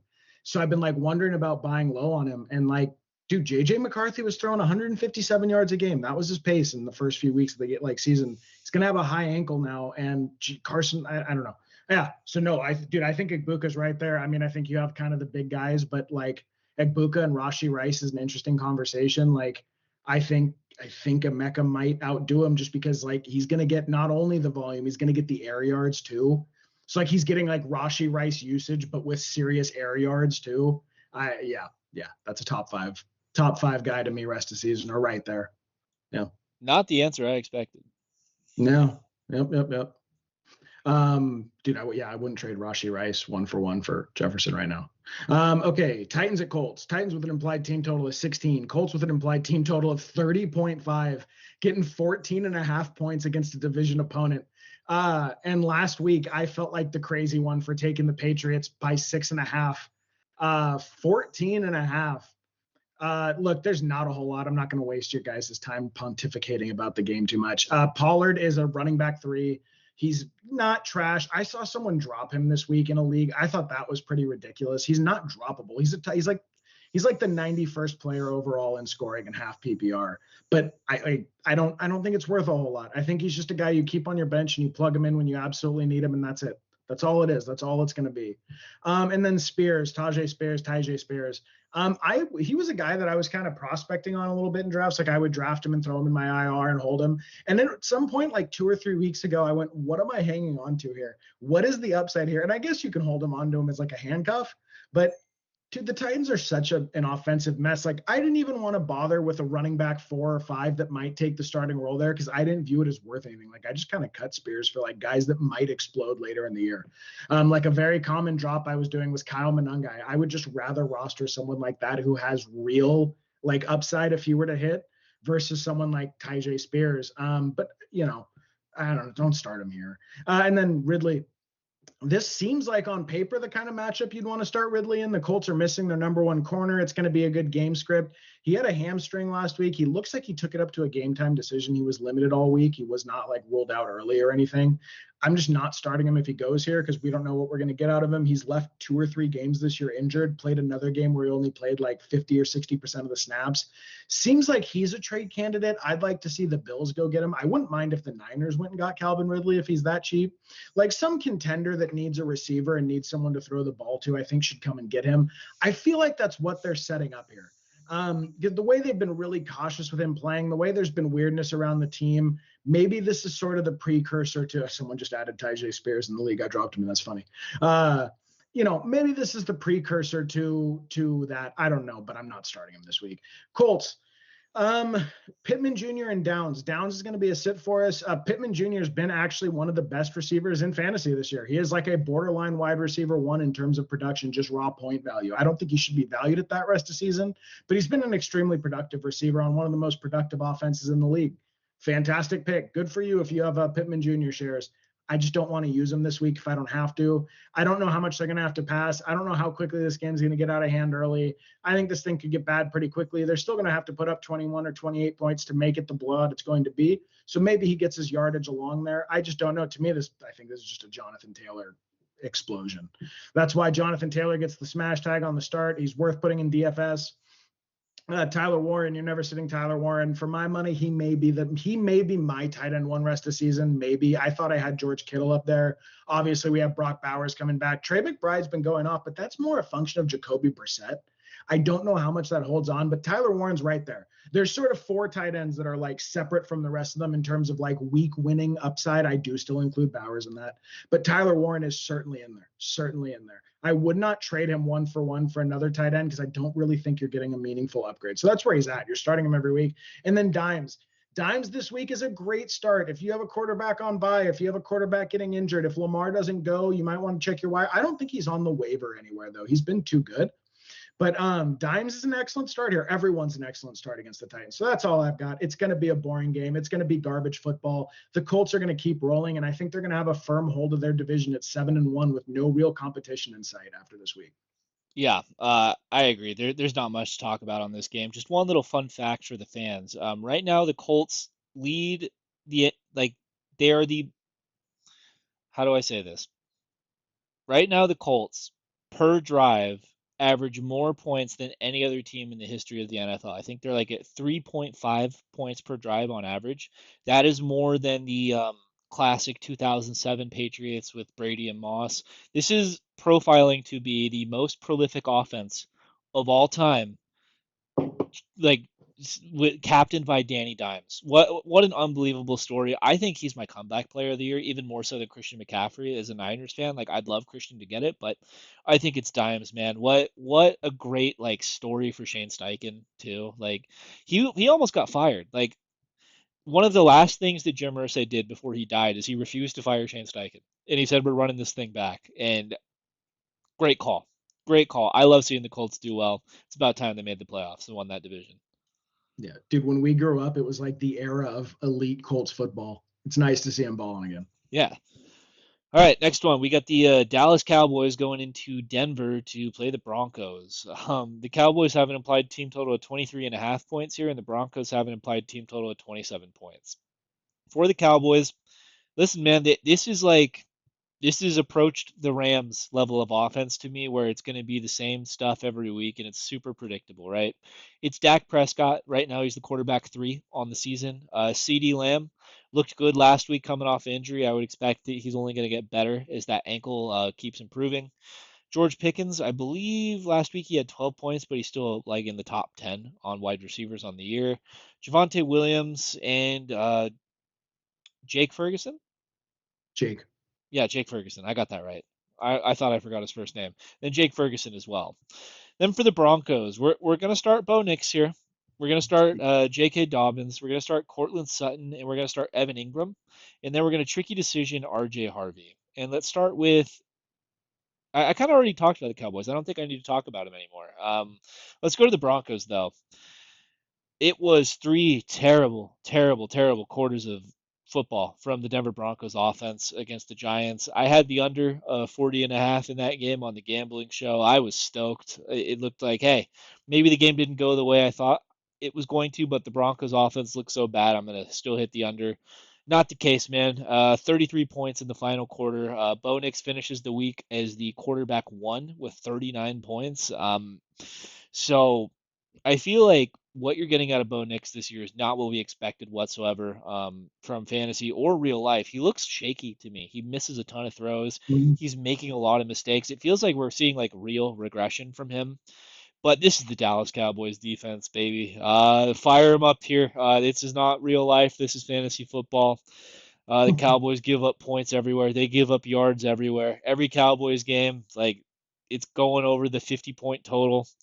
I think he's a fine start here. I'm actually playing Bo Nix in a league I really need to win. And I'm actually a little bit scared of that matchup this week. J.K. Dobbins, he's a start for us. The last 2 weeks have not been great for him efficiency wise. The Giants did a pretty good job of stuffing him, which is kind of funny. So you haven't had like the early season success from him lately, but again, this is the Dallas Cowboys. It seems like Sean Payton is like pretty dead set on him being the featured back there until something until he's no longer healthy, right? I heard he got snippy a couple weeks ago with reporters talking about like his injury history, right? Like I think one of the reporters said, "Hey, how would you respond to people that say you're injury prone?" And Dobbins goes, "I've had two major injuries in my career. That's it. It's the ACL both times." So he's got something to prove. I think that this is a great spot for him though. He's like a RB2 for me this week, but totally solid start. Cortland Sutton, he's the most boring wide receiver one there is, but he is a wide receiver one. I have him inside my top 10 this week. He's probably like my wide receiver 6 or 7 if I had to spitball. He's been really good against like elite corners. He got beat by Sauce pretty bad, but he beat Quinion Mitchell. I think he had 90 yards against Quinion Mitchell. If you're like having wins against elite corners, like I'm not worried about Trevon Diggs or Deron Bland. They're just not very good. Easy wide receiver one this week for him. Then Evan Ingram, his usage has ticked up every week since he's been back from the injury. He's not the Joker that you drafted, for sure, but I mean, Bo Nix is going to him a little bit more. I think Sean Payton's like continuing to try and draw up more stuff for Evan Ingram. He doesn't see the field all the time because he's not as good in run blocking as Adam Troutman. That's the other guy that's there. But on passing downs, he's getting enough work. He's like a low end tight end one for me. Then I wanted to put RJ Harvey here because he got a touchdown last week. So technically, he scored some points for you. I feel like in an absolute emergency, you could do it. Like this has potential to be a blowout. This has potential to be one of those like crazy like shootouts, right? Harvey has done pretty decently catching the ball out of the backfield. He always has like the upside of just having the backfield be his if Dobbins goes down for any reason. He's like handcuff plus for me. He's not like that Tyler Algier, the Tyler Algier tier, try saying that at home, of handcuff plus guy, but I think like you could do worse. I think he's live to get anywhere from 8 to 10 points in this one.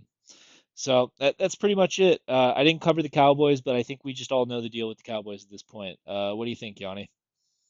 Yeah, nothing else. I mean, I guess a quick note about Pickens, right? He was like the wide receiver 5 to this point in the year. That was because CeeDee Lamb was out. We've seen this archetype or model of offense before. We saw T. Higgins last year and Jamar Chase both finish as top 12 in points per game. I don't think Pickens is going to quite get there. He's only averaging 7.2 half PPR points per game with CeeDee Lamb in. Now, those have both been a little bit tougher in terms of the matchup, I guess, with the corner he drew. But overall, I would say he's more like a wide receiver 15, 16 going forward, which is still great. Keep him in your lineup. You're going to get spike weeks where he's going to score. But yeah, just have it on your radar that like he's not going to. I don't think I saw a lot of analysts this week were saying you should go buy him because people are going to be nervous about CeeDee Lamb and that he is going to be a wide receiver one. He's going to finish as a top 12 wide receiver in points per game by the end of the season. I don't know. I don't know if we're gonna. And I say that as a heavy Pickens invest. I have heavy Pickens bags this year, and he's been carrying a lot of rosters for me, and I love him forever for it. I just, we have to be realistic, right? That there has been a market difference in his usage pre-Lamb and post-Lamb. So just something to keep in the back of your head while we go there. Could be a good one for him here specifically though if Surtain does Yeah, good against Lamb, right? yeah, I think yeah, yeah. Would you start? I have a weird choice. What is my choice? Scattaboo at Philly or Pickens at Denver? I have a choice to make there. I would I'd go Scataboo. Well, it That's tough. depends. It depends. Do you need ceiling or do you need floor? I think Scataboo's floor is like way better, just because like the position, right, and what his role is. He's gonna get his carries. He's gonna get his dump offs, right? But if you need ceiling, maybe Pickens like has one of those 2 touchdown games or whatever, right? Especially if Surtain can like Yeah, neutralize Lamb in any way, shape, or form. So I would just kind yeah, of look at what you need out of that spot. I'm assuming it's a flex if it's wide receiver, running back yeah, yeah.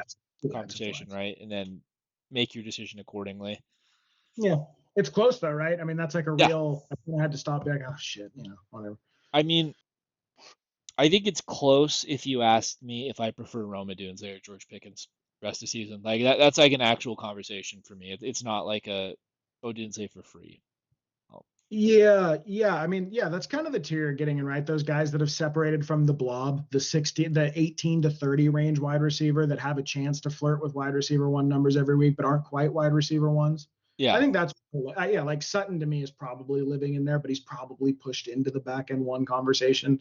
I think Nico Collins, with the way he's been playing lately, has maybe slid back into that conversation. Oh, Yeah, so Nico there's Collins for me is firmly in the blob, man. He is firmly in the blob. he's in the 16 to 30 range. Yeah, I think so. I think he's a wide receiver too, rest of the season. That's probably a Maybe. hot take, I guess, but it has nothing to do with Nico. It has to do with the No, landscape of the Texans offense for me. maybe. Okay, this one amazing narrative here. If Aaron Jones beats the Aaron Jones, if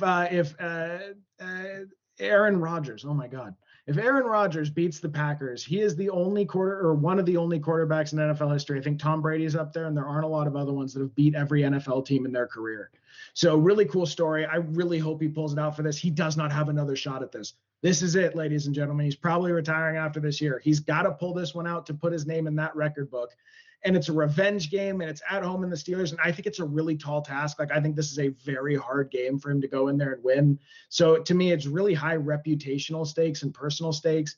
You also have the fact that Lamar might come back and win this week, right? And if Lamar comes back and wins, they're only 2 games behind the Steelers for the season for first place in the division. It's a big deal. There are actually really, really high stakes here. So I absolutely love the Aaron Rodgers narratives coming into this one. Packers with an implied team total of 24.25, going to the Steelers with an implied team total of 21.25, getting a field goal on the road. We know that Tomlin tends to perform pretty well as a home underdog. For the Packers, I think Love is a great start this week for your quarterback twos. The Steelers have been giving up passing yards. They've been gettable and through the air. I think the Packers are going to come in hyped up. I saw a great quote from Sports Illustrated's Albert Breer this week. I thought it was kind of funny about the Packers have been reeling after they were coming off the sugar high of trading for Micah Parsons in the beginning of the year. Like little kids get hyped up after they eat candy, which is a myth, but that's what the saying is. I thought that was a pretty funny way to describe what happened with Micah Parsons when he came there, right? They're like little kids that got a piece of candy and they were all excited for a couple of weeks, but now they've crashed a little bit defensively. Do they balance back out? I think they do. This is a pretty favorable matchup for their defense, but I think you can rip Love. Kraft, you're never sitting Kraft. Kraft every week is going to be like the tight end 10 up to tight end 3 or 4. He's always in that range. He's not the upper end tight end one. He doesn't belong with those elite guys, but he's right there. He's right behind him and has a chance to push in there every week. Jacobs, one of the best running backs in the sport, one of the most productive running backs in the sport, had a calf injury last week, still came out and gave you guys a high-end explosive RB1 finish. And then Dobbs, Romeo Dobbs has actually been like a sneaky good wide receiver 2-3 border guy who's pushed into wide receiver 1 territory a few times this year. One of I believe my highest rostered receiver in best ball, which has been awesome. He's actually been like carrying some rosters. I think right now out of 45 rosters, I have 8 or 9 that are advancing. And that's in large part because I was smashing Romeo Dobbs and Rico Dowdle in the late rounds. I think Dobbs is a great start this week. I really do. Until everyone's back and going full speed, like if you need a flex play, that's a totally viable flex play. That's not something I would just write off as like a nonsense production. He plays the most snaps of anyone in their receiving core. He's not doing what Golden is doing, which is as a rookie trashing the team on Twitter, which is it's incomprehensible to me. So those are going to be your starts, and then your sits are going to be Golden and Watson. I have no interest in starting Golden right now, who got 5 targets last week. His target share and like route participation and snap share had been going up each week, and then it sort of declined, and then he called out the team. It's just bad. It's just, I don't know what's going on there, but for there to already be animosity 8 or 9 games into your career is pretty crazy. It says a lot about the disposition of the player, and he's doing this at a time when Reed and Watson are both due back and soon enough here. And the timing couldn't be worse. The vibes couldn't be worse. I'm pissed because some people drop Golden, and I was willing to spend real fab on him. Like I was willing to drop 16 or 18% fab when he hit the wire because I thought there was a chance that he would be their wide receiver 1 by the end of the year. Vibes are bad. Vibes are bad. I may have misjudged the situation. I may have treated every rookie like a Hall of Famer, as I have been accused of doing. So, and then last one, Watson. Watson, if he comes back this week, and again, these are like weird guys that I've been a fan of their whole career. I love Christian Watson coming into the league. I thought he would be a star. Multiple injuries, had issues with drops when he's been on the field. I don't think he's going to be a fantasy relevant player at any point this season, but we're just pointing out it looks like he is going to get his first game action of the year. Jordan Love and him have actually had a pretty good connection. I don't know if it really matters, but he's going to be out there. You're not going to be starting him. Steelers. Warren, sneaky workhorse usage. Jalen Warren. I think for most of the year, he's just kind of a start rest of season. Like I don't really If you have one of these loaded running back rooms, there are a few running back rooms I have that are like good enough that maybe that would be a decision, but it's pretty rare. To me, Jalen Warren's the kind of guy where if you were heady enough to go and get him in the late seventh, early eighth, early ninth round, like that's a really key part of your roster at this point in the year. And he's looked really good with the role he's gotten. Now he's a smaller guy and he's gotten banged up, right? Because I don't think his body can take a workhorse role. Do they maybe modulate that a little bit rest of season? Maybe, but that doesn't really. I mean, to me, like it looks like they're going to ride him till the wheels fall off this year. So I feel great about him as a mid-range RB2 rest of season. And then DK, I know DK had the bad week last week, but this is a bad secondary that gives up yards. I think Aaron is going to come out flaming hot. I think you want DK Metcalf going here. He's like a must start for me this week. Between the game script, the secondary matchup, the narrative, give me DK in a high scoring game. I think he has a chance to have one of his best games of the season.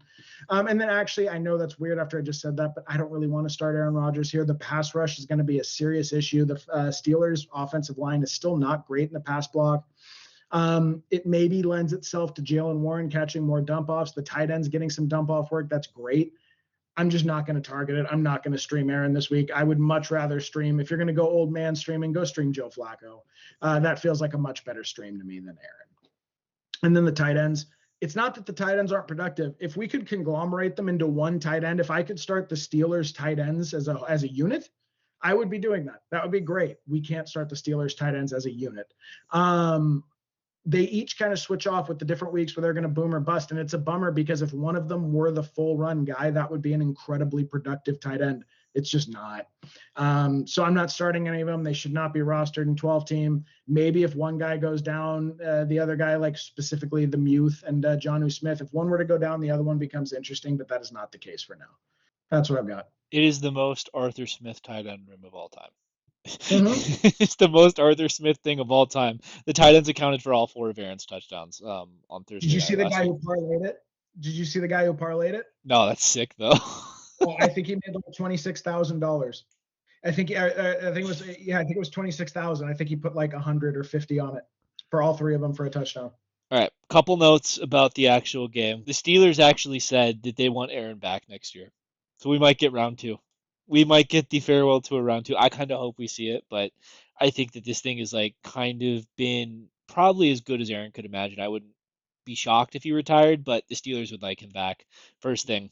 Second thing, what I've said about this Packers team, there was one week where I bent the knee and I said I did it too early. We just saw Jacoby Brissett kind of carve him up with like a half a brain Marvin Harrison Jr. out there and like Michael Wilson and Greg Dortch. That this Packers team is gettable in the secondary. They don't have like the best like dudes back there, like what's his name, Valentine and Nate Hobbs. Like they're not that great of players, right? You have the good safety. Forget his name, but yeah. Yeah, but The like this feels like it could be a good Aaron spot, right? Especially if he comes out here like against his old team that moved off of him to beat like if he could come into this game and he beats the guy that like they said thanks for the two MVPs, get out of here for Jordan Love. I think that would be like the best possible no, feeling for him. I don't know. It seems like a good stylistic matchup for me, for the Steelers throwing the ball. So we'll see. I'm not sure I would take any side in this game. Like against the spread, right? This is probably just to sit back on my couch and enjoy one, but I think this could be close. As Chad Millman says, rah rah Tomlin spot here at home. just just a great spiteful matchup, dude. Oh Just a yeah. great. Oh, All right, last one of the week. This is the Monday night game, and I feel like when you release the schedule or whatever, right? This one probably looked like pretty exciting. I don't think it's going to be that way. We have the Washington Redskins, Marcus Mariota in the Washington Redskins. No Jaden Daniels this week. Going into Arrowhead to play the Chiefs, the evil empire, who is like finally got all their guys back. I don't know, man. I'd be shocked if this is close. The Redskins have an implied team total of 17.5 points here, and the Chiefs have an implied team total of 29. I think we're going to start seeing these high Chiefs totals start to come in here. 30 points the last 2 weeks straight. I think they only did that once the entirety of last year. I'd expect a lot more 30 burgers coming from this Kansas City side, though. For the Redskins, our only start is going to be Deebo Samuel, and we're sitting Mariota, Ertz, Terry, and Bill. No, thank you on that. Then for the Chiefs, We're starting Pat Mahomes. This is more so a Yanni call than me, but we're going to put Isaiah Pacheco here in the start column. Yes. Yes. We're putting in Rashee Rice, everyone's off-season champion. I know you Rashee Rice owners are pretty excited about what you saw last week. I'd be excited too, man. I think he's pushing. I think he's easy top 10, pushing top 5 rest of the season. And then Travis Swift. I think he's fine for a tight end one. We're going to tricky decision Xavier Worthy. That's an absolute dagger to my 60% roster exposure to him in redraft.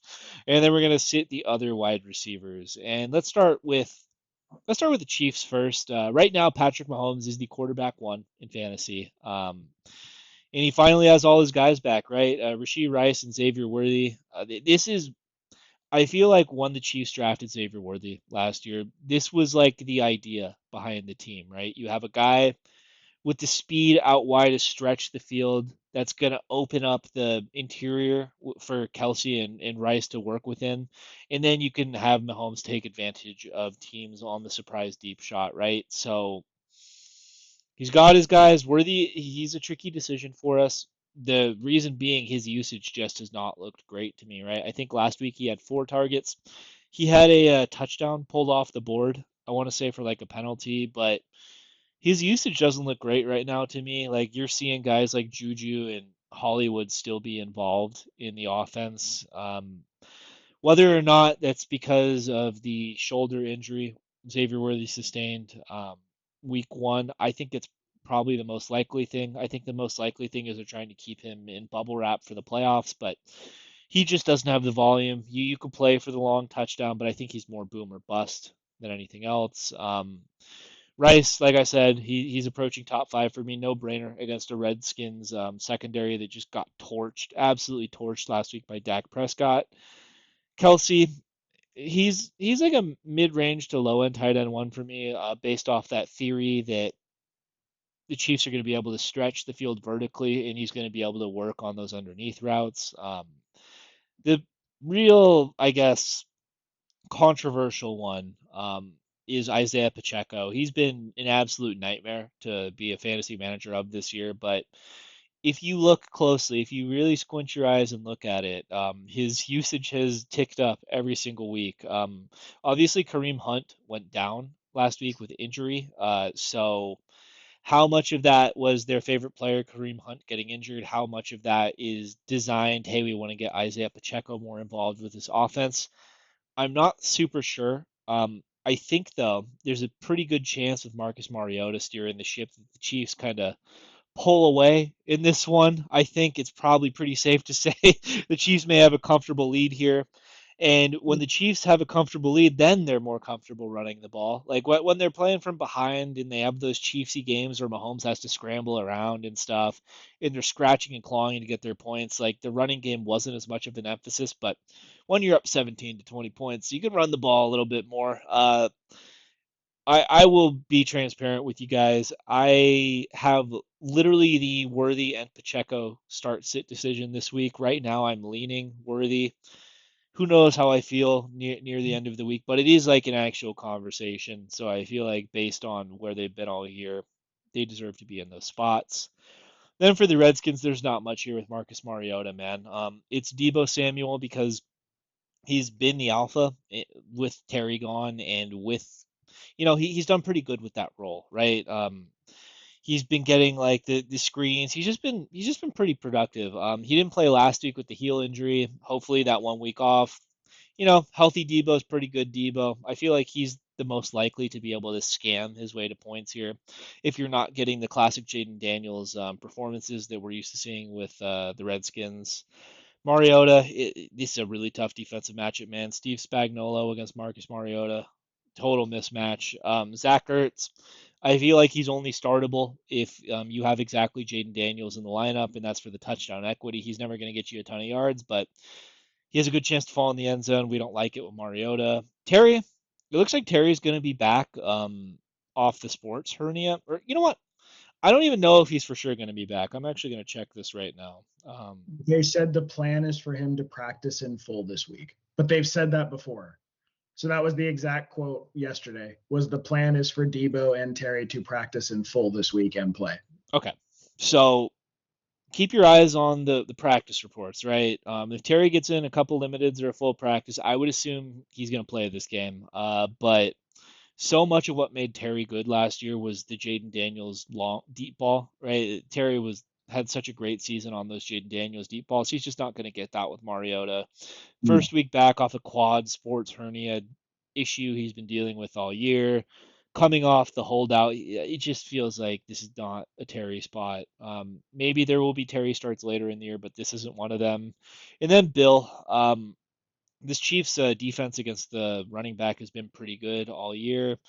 Bill just he just had opportunity against the Chicago Bears and the Dallas Cowboys, and that resulted in 3.9 and like five half PPR fantasy points. It just feels like if he couldn't do it with Jaden in against easier defensive matchups, why would he do it here with Mhm. Mariota in a tougher defensive matchup? I would look elsewhere if you can afford it. What do you think, Yanni? Are you starting Terry or Pacheco this week? I don't have the choice on any rosters, and no, I'm not starting Terry without Jaden. I love Terry. I've just been doing this like this little arbitrage play where I keep sending the Terry owner progressively worst offers until they accept. So like I just keep sending like basically waiver wire fodder, and just multiple times this year I've had the Terry owner go, fine, I don't want to look at him anymore, and send him to me. So like I just have a bunch of rosters with like wide receiver 4 or 5 Terry McLaurin. So like if he comes back and does well, it's actually going to be a pretty big boost to my fantasy prospects rest of season. Um, but yeah, I'm not starting him if Jaden isn't out there. I'm not starting him in a really tough matchup. And then just real quick, Rashi Rice played 33% or 35% of the snaps and got 20 half PPR fantasy points. So he is currently pacing on a full snap load for 60 fantasy points per game. Can he keep up that pace? I don't know. It seems unlikely. I would be surprised if he were to Stop put up it. a. I would be Stop surprised. it. I said he wouldn't.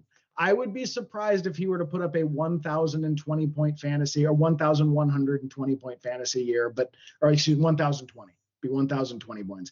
I don't think he's going to get the full 1,020.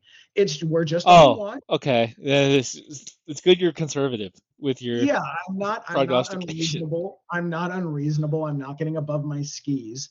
But just, 600 points. Does he pace for 600 points the rest of the year? Does he pace for 440 points? I don't know.